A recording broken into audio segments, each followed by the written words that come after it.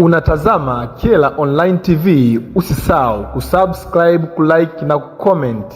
Kwa majina naitwa Benjamin Aden Mamoto, ni mwenyekiti wa mawakala wa forodha katika mpaka wetu wa Kasumulu ndani ya mkoa wetu wa Mbeya. Leo tulikuwa na kikao ambacho tumechukua muda mrefu ili kupata ufumbuzi wa wafanyabiashara wa mazao kutoka nchi jirani ya Malawi ambao wanapita katika mpaka wetu wa Kasumulu, kama taifa letu linavyohamasisha vijana kujishughulisha na biashara na shughuli mbalimbali. Kwa palikuwa na changamoto kidogo ya wafanyabiashara kutokuwa na uhuru wa kufanya biashara baada ya kutoa mazao kutoka Malawi na kuingia nchini kwetu Tanzania, na hususani inapotubidi kwenye sera ya kupeleka mazao kwenye magala ambapo stakabadhi ghalani inakuja kuwajibika. Kwa hili lilikuwa ni changamoto na tatizo kwa upande wa wafanyabiashara, lakini tumejaribu kutafuta njia nzuri za kuweza kukaa na serikali yetu, na serikali imekuwa ni sikivu. Tunamshukuru sana Rais wetu wa Jamhuri ya Muungano wa Tanzania, mama yetu Samia Suluhu Hassan, ambaye kwa juhudi zake, kwa kupenda Watanzania na wananchi wake, ameweza kutusikia. Kwa sababu kwa niaba ya Mheshimiwa Rais tulikuwa na mkuu wa wilaya yetu ya Kyela katika kikao hiki, tumeweza kuzungumza na taasisi zingine mbalimbali, na mwisho wa kikao hiki tumefikia makubaliano ya kwamba tarehe 20 itaundwa kamati au tume ambayo itaenda kutengeneza tunaita Kasumulu model, ambayo hii inaenda kuwapa nafasi au inaenda kuwapa fursa wafanyabiashara ambao wanatoa mazao nchini Malawi kuingiza nchini Tanzania kupitia mpaka wa Kasumulu pasipokuwa na changamoto yoyote ya kibiashara, bali tu ni kupita katika taratibu zote za kiforodha na kuwa na vibali vyote ambavyo vinatakiwa ndani ya nchi yetu ya Tanzania ili mazao haya yaweze kufanyika katika utaratibu mzuri. Kwa hiyo ndugu waandishi wa habari pamoja na wananchi wote ambao tunaishi na kuzunguka katika mpaka wetu wa Kasumulu, tunaweza kusema kwamba sasa fursa zinakwenda kufunguka, maana huu mnyororo wa thamani uko umebeba watu wengi sana.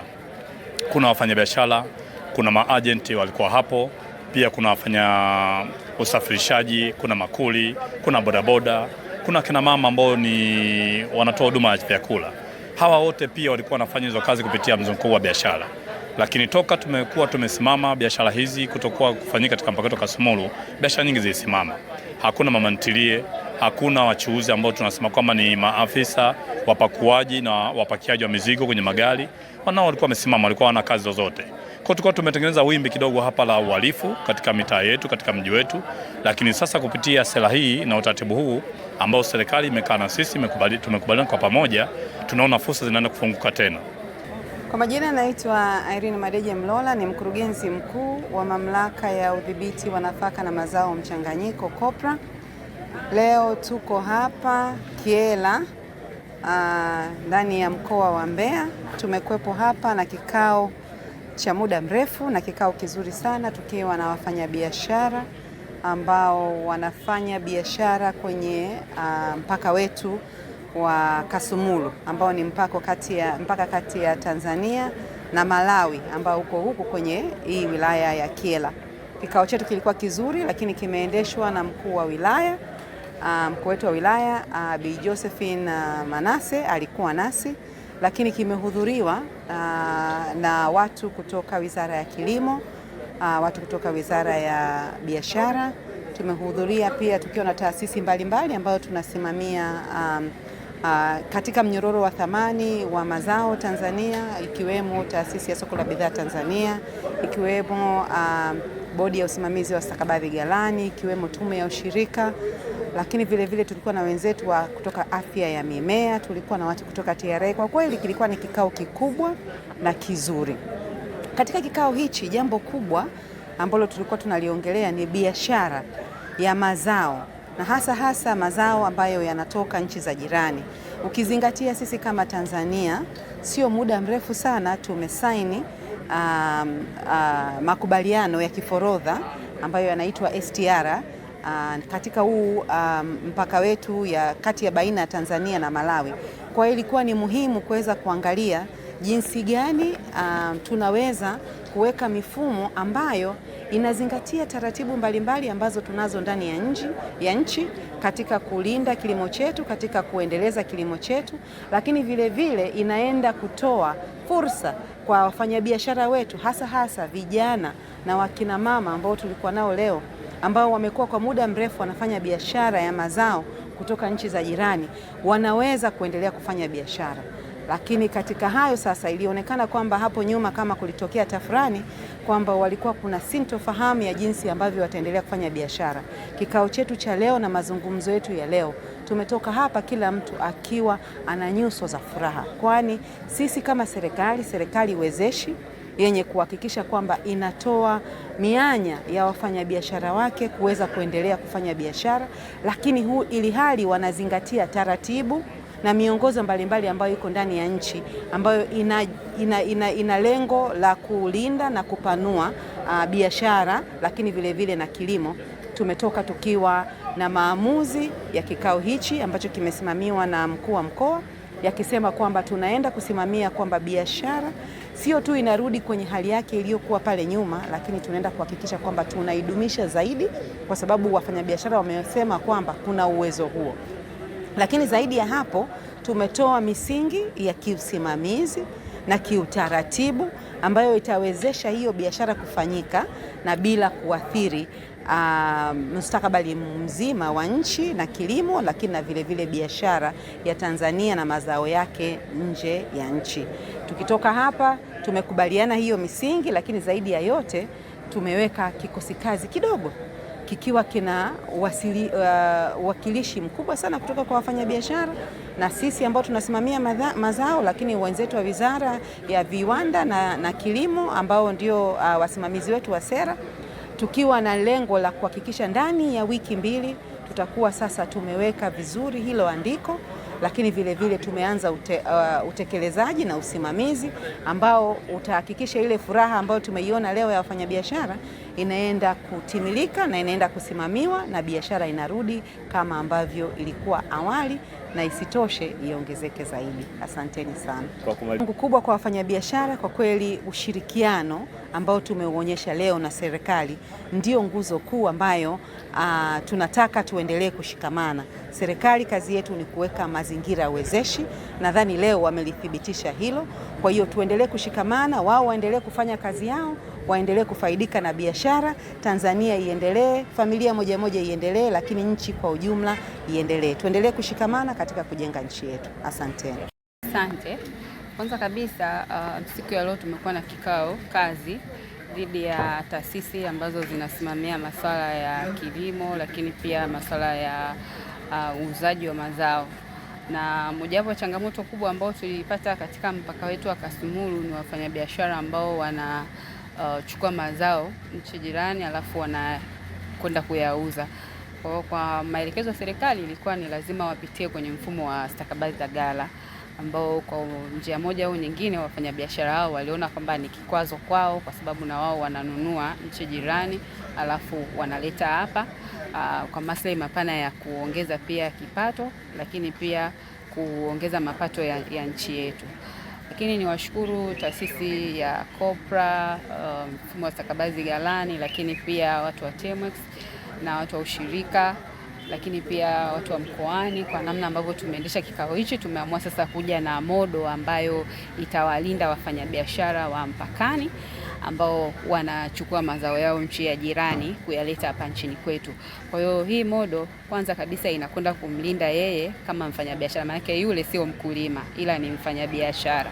Kwa hiyo inaenda kumlinda ili sasa, kwa sababu changamoto iliyoonekana ni kwamba yeye ananunua kule, akija hapa inabidi aingize kwenye mfumo wa stakabadhi ghalani. Na sasa akiingiza kwenye mfumo wa stakabadhi ghalani, kuna mambo mawili: bei inaweza ikamfeva yeye au ikamkata yeye. Lakini sasa kwa baada ya kukaa chini na wataalamu wote, tukakubaliana tutengeneze kamati ambayo itakwenda kutengeneza mnyororo mzuri na itakuja na andiko ambalo litasimamia masuala ya biashara hapa mpakani, hasa kwa wale ambao watakuwa wananunua mazao katika nchi ya jirani, kwa sababu tunatambua hivi majuzi ilisainiwa mkataba wa STR ambao ni baina ya kufanya biashara kati ya nchi yetu na Malawi. Sasa mkataba ule, ili kumlinda sasa mfanyabiashara mdogo huyu, tukaona pia tutengeneze mazingira rafiki ambayo yatamwezesha huyu mfanyabiashara na yeye sasa aweze kunufaika na ile biashara anayoifanya katika mpaka wetu.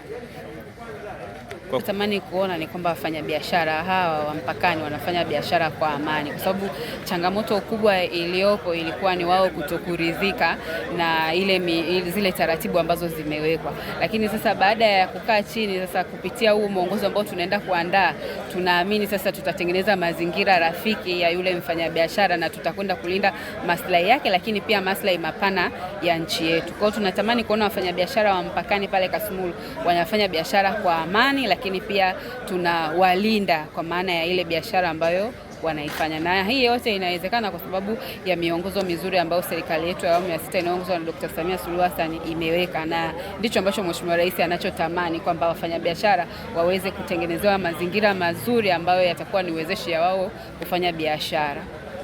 Mimi ndiye mwenyekiti wa TNCC Chemba ya Boda. Kipekee nimshukuru Mwenyezi Mungu kwa hatua ambayo tumefikia mpaka hii leo, wakati wa kikao hiki ambacho kimefanyika na watu kutoka Wizara ya Viwanda na Biashara pamoja na department zote ambazo ziko ndani ya hiyo wizara. Kikubwa kwanza nitangulize kumshukuru Rais wetu wa Jamhuri ya Muungano wa Tanzania Dr. Samia Suluhu Hassan kwa kuitikia na kusikiliza kilio cha watu wa boda ya Kasumulu. Kusema kweli tumetoka mbali tukiwa chini ya udhamini na watetezi wetu ambao ni AGOT, ambao wameweza kuwa bega kwa bega na sisi kuandaa vikao na kuhakikisha kwamba jambo hili linafikia hatua ya kusikilizwa, kwa sababu tulikuwa tukiweza kufanya vikao na mkuu wa wilaya, lakini baada ya hapo tulikuwa tunahitaji sauti yetu ifike mbali zaidi, ili sasa tuweze kufanya vikao na wale watu ambao ni dhamana ya hiki chombo ambacho ni watu wa TMX. Kwa kweli kwa hatua nzuri, kikao cha mwezi wa 3 tarehe 6 kupitia marejeo ya kikao ambacho kilifanyika pale Lilongwe kwa ajili ya STR.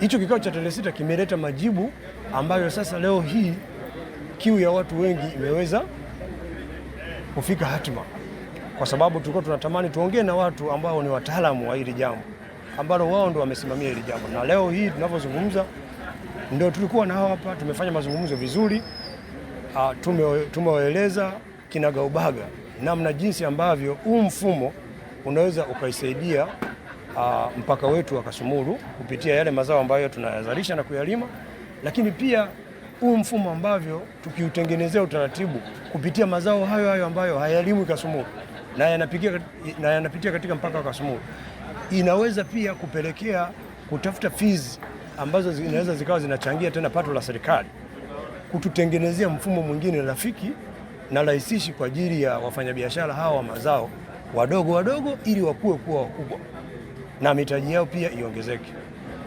Kwa hiyo hatima hiyo imetimilizwa leo na tumeshafanikiwa, tumekubaliana kupitia ofisi ya viwanda na biashara, na tumetengeneza mkakati wa kutengeneza kamati tendaji ambayo tumekubaliana kuonana tarehe 20, na mwenyekiti wetu anatoka kwenye ofisi hiyo ya viwanda na biashara, ukihusisha na wafanyabiashara pamoja na makundi mengine madogo ambayo yalikuwepo pia miongoni mwa huu mkutano wa leo. Hivyo basi mimi niseme tu kwamba makubaliano ni rafiki na sisi wenyewe tumeafiki. Huu mfumo unaenda kuboreshwa, haujaondolewa. Mfumo wa stakabadhi ghalani ni sera ya serikali ambayo pia inamsaidia na kumtetea mkulima pamoja na kutetea maslahi ya nchi kiujumla, lakini pia unaenda kuboreshwa ili wale wafanyabiashara wadogo waweze kuendelea na mzunguko ule wa biashara walizokuwa wakizifanya miaka ya nyuma. Naitwa Josephat Benjamin Mwakalinga. Jina naitwa Victoria Kibona. Mimi ni mjasiria mdogo, mama ntilie. Kwa kweli toka ulivyoingia huu mfumo wa stakabadhi ghalani umetuathiri pakubwa sana. Kwanza tumeshindwa kuendeleza kusomesha watoto.